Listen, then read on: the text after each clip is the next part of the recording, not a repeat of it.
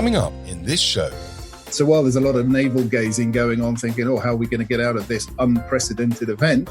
Those that have got a plan, those who had a plan, those who tweaked their plan are just getting on with it. And I think they're the ones who are going to benefit out the other end sooner rather than later. What I would want to say as well, I don't want to be a merchant of doom, but I think the worst of it's to come when the furloughing ends. That was Howard Weston from Lucas Weston, M&A advisor, broker, and all-round knowledgeable person when it comes to buying and selling businesses. Selling your agency might not be what you had planned in 2020, but if your cash flow runway is tight, if you want to seek development as part of a larger group, maybe you've just had enough, or even if you're just eyeing an exit in the future, well, this is definitely the show for you. 2020 looked like it was going to be a bumper year for mergers and acquisitions. In January and February, the world watched as a new coronavirus turned into an epidemic, then the pandemic.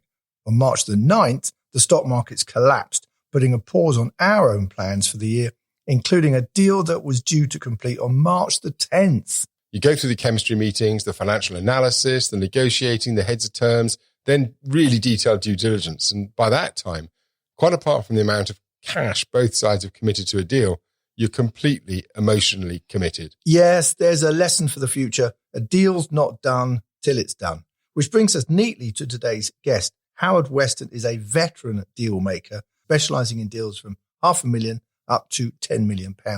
He's been doing this for decades. So we thought he'd be an ideal guest because selling is something a lot of agency owners seem to be considering. So Howard tells it how it is, which is one of the things that we really like about working with Howard. So Howard, tell me, we're in the middle of this COVID-19 nightmare. What's been happening across the board otherwise in M&A? I think everyone's got stuck in the headlights. They're the rabbit in the proverbial headlights. COVID came along and pretty much just pulled everyone's trousers down. And we've all got caught trying to figure out where we are, what's going on. So, I mean, again, if you look at the media sector, 2019 was fantastic. There was, mega mergers, mega deals going on across in the States and in, over in the UK. And of course, we came out of the Brexit debacle of will we, won't we, what have you, that got cleared up. And so 2020, with the trickle-down effect in the media space, was looking pretty good. And then all of a sudden, COVID came along, pretty much kiboshed everything. And so what I've seen, talking to quite a lot of business owners across all kinds of different industries, is everyone's just gone into panic mode and pretty much locked down the hatches and saying, right, we've got to survive, we've got to preserve cash, we've got to think about the future, we've got to downsize, we've got to furlough everyone. And so that's been the order of the day. Interestingly enough, we've just put a deal in the hands of solicitors in the technology space with a software company. And that's a deal where the buyer met the seller online. We completed the deal in 3 weeks and nobody bet anyone. So it's crazy time. Howard, is everybody, when you say people are kind of hunkering down and are people acting this is a strange question, but are people acting in a rational and logical way? Are they thinking things through? Or are they really, really, in a world of pain that's preventing them from making rational, logical decisions? Because this is really a test of leadership as much as anything, isn't it? Yeah, absolutely right. Those that plod on and stick with their plans, albeit slightly perhaps curtailed because of what's gone on, they're the ones who are going to survive. They're the ones who are going to thrive. They're the ones who are going to come out of this much faster and much quicker than everyone else who's sitting around licking their wounds. I hate the key word, sort of the buzzword pivot, because to me, a pivot is what you do when you're losing money and your business is going down the tubes and you want to try and make some money. So you pivot to try and find something that will make you money. So while there's a lot of navel gazing going on, thinking, how are we going to get out of this unprecedented event? Those that have got a plan, those who had a plan, those who tweaked their plan are just getting on with it. And I think they're the ones who are going to benefit out the other end sooner rather than later. What I would want to say as well, I don't want to be a merchant of doom, but I think the worst of it's to come when the furloughing ends. I think that's quite an important point, that a lot of people are treading water, and I don't think we're going to see the full extent of the carnage until the furloughing ends and we see who is actually coming back to work and who still has a business, to operate. So as an agency owner, let's put ourselves in the shoes of as someone who owns an agency. They've furloughed a lot of their staff. They are surviving, probably making a profit if they've done their job well. And there may be some troubles coming ahead in the autumn. Kind of what are their options right now? Is there still M&A activity? Are you seeing people want to run to the security of bigger groups, or what's going on? At the moment, not a lot. Deals are being put on hold. Everyone's playing the wait and see game. The interesting thing, and the point that makes me laugh a lot, well, not laugh, but I get amused by, is when you see all these marketing gurus and experts and people saying, when everyone's zigging, zag, and all the rest of it. And the truth is, there's not a lot of that going on. So it's kind of bullshit and lip service to make yourself look busy as if you've got something to do. And frankly, you know as little as everyone else. I mean, don't think anyone saw this coming. You've got to plow down and get on with it. So, I mean, my advice is if you had a plan and you were looking to buy or sell your company in 2020, get on with it, carry on. There's money in the system. In I remember 2008 to 2011, there was no credit in the system. You couldn't get money. You couldn't borrow money to save your life, and deals were hard to come by and hard to do. That's not the problem now. There's credit available pretty much everywhere, and there's a surplus of cash that needs to find a home, especially in the TMT sector. A lot of the big private equity companies have targeted it and are looking to get into the space. Not quite sure I'd go to Deloitte or Accenture to do my advertising planning and strategy, but the big boys are coming into the space, spending a lot of money, and that's going to drive a lot of interest and a lot of people wanting to sell, and they're going to follow the money. I mean, private equity boys, yeah, absolutely. I mean, they've got this flood of cash, this lake of money, this wall of money behind them, which they have to spend. But, they're no fools, and they are renowned for being extremely tough negotiators. If an agency was minded to sell to the PE boys, what have they got to do? How do they dress their agency up for a sale such that it becomes successful for them? It's a bit like selling your soul to the devil, in my opinion.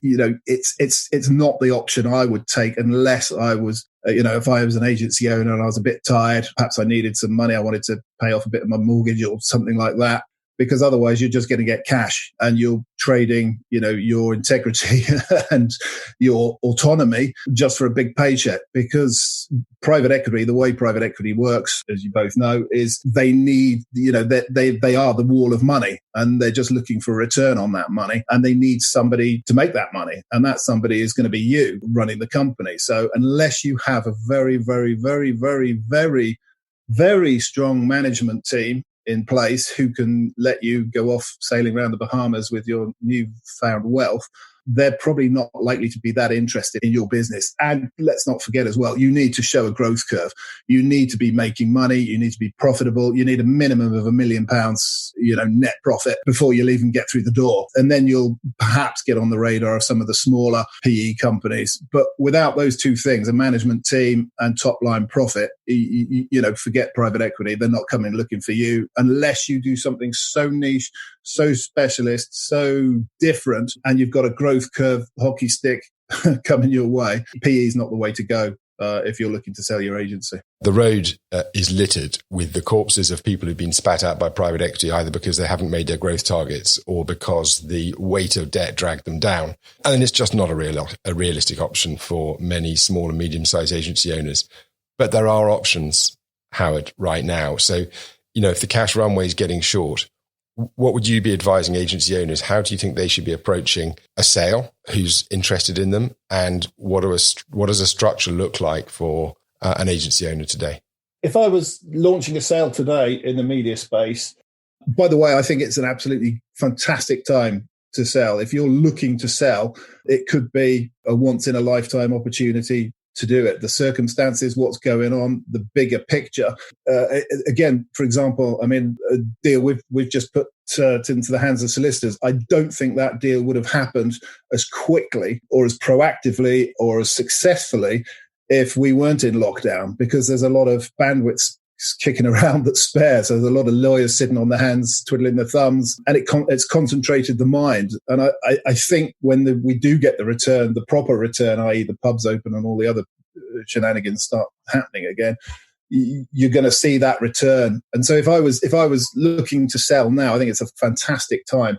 what you need to be doing, a couple of things. Firstly, tidy up your books. If you haven't already, don't even think about attempting a sale if your accounting, back office processes and reporting structures aren't up to scratch. That's one of the first things I would look at and recommend you spend a lot of time getting right, because that can trip you up at the first hurdle in any negotiation. Secondly, I'd look at tidying up your staff, making sure your overheads, you're carrying the appropriate level of overhead. A lot of companies are probably going to, if they're smart, they're going to use the lockdown as a chance to reevaluate their businesses and say, look, hang on, do we need, a second office? Do we need the third office? Do we need this many people to deliver this much profit? Really take a hard look at the business. And it's tough. It's nobody likes to make people redundant. Nobody likes to cut things. But if you want to survive and perhaps more importantly, thrive coming out the other end, you've got to make these hard decisions. And that's coming back to what Simon said earlier. That's just pure leadership and grabbing the bull by the horns and saying, right, we've got some tough choices to make here. We're going to make them. Let's go and do it. But in terms of the marketplace, fantastic. It's, there's cash there, there's buyers there. People need to grow. Business needs to move on. And so the opportunities are going to be there. It's about how ready you are to deal with that when the opportunity comes. And frankly, most people don't plan, they don't prepare. They usually just have a bad week, and then on Friday it's oh shit, I'll sell the company. Let's make the decision and let's do it. And that makes a huge difference to the process. A survey by ServiceNow showed managers spend up to 2 days a week on mundane functions. Functions like HR, finance, IT, and admin. Other stuff. Spending your time on other stuff won't win clients or move your agency forward.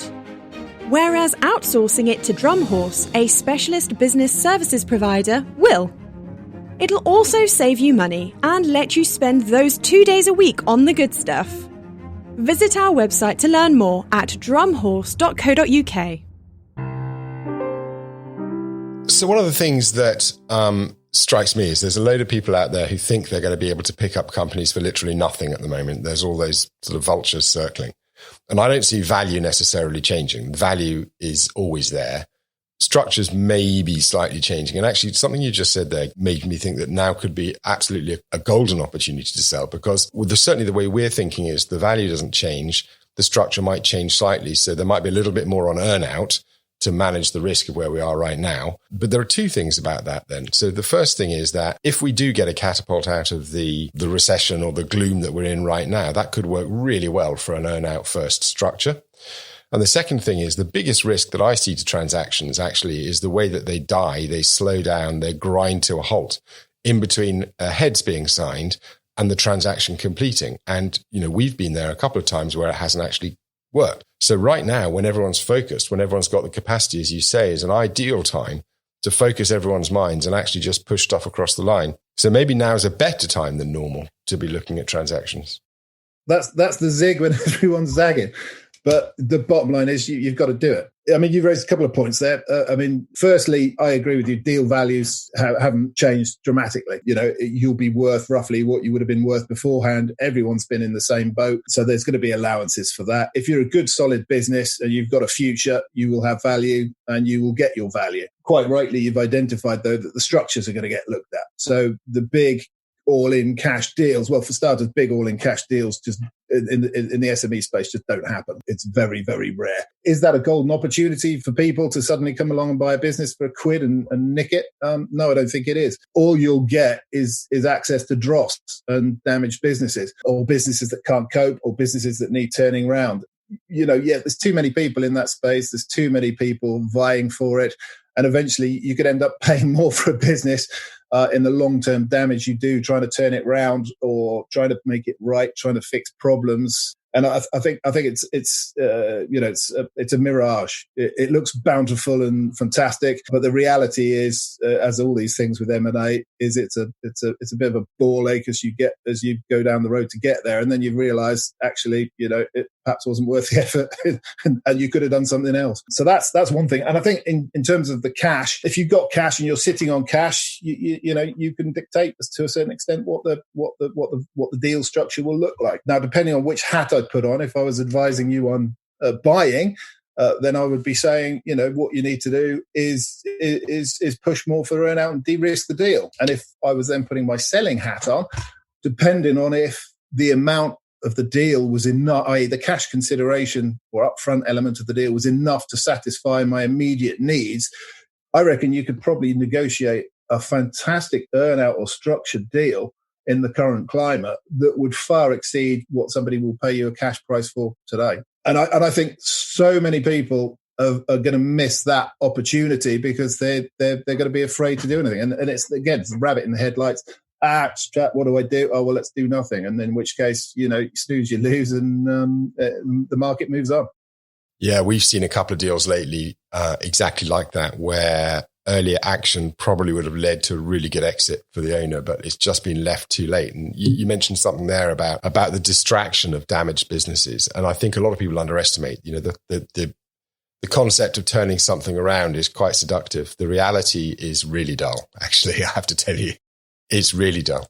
So I got involved once, Dom, in a turnaround, and this is probably about 10, 15 years ago now. And I swore I would never get involved in the sector again. So, yeah, I could cut 10,000%. Yeah, there are people that do it well. And for those people that do it well, there's a very good reason they get well paid, because they're basically exchanging their happiness for money. So for the rest of us that want to create happy, productive agencies, we just don't need to fish at the bottom of the cesspit. Howard, that was absolutely fascinating. All our guests are adding so much value to these shows, and yours is no exception. Thank you very much.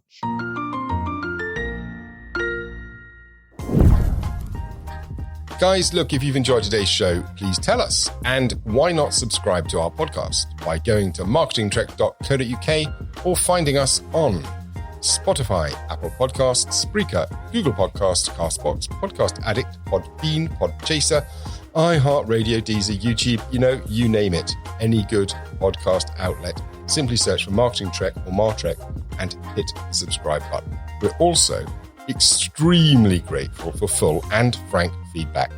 If you think the show is worth 5 stars, please look us up on Apple Podcasts, rate us and review us. Whereas if you think it's please let us know. You can find us on LinkedIn and connect to us there. In our next episode, we pick up on something Paul Winterflood mentioned in episode 9. We explore how you can use wargaming to improve your planning, and we're joined by an expert in this area, Chris Payton from Quirk Solutions. But for today, from Simon and from me, thank you for listening, and until next time. Marketing Trek is brought to you by Selby Anderson.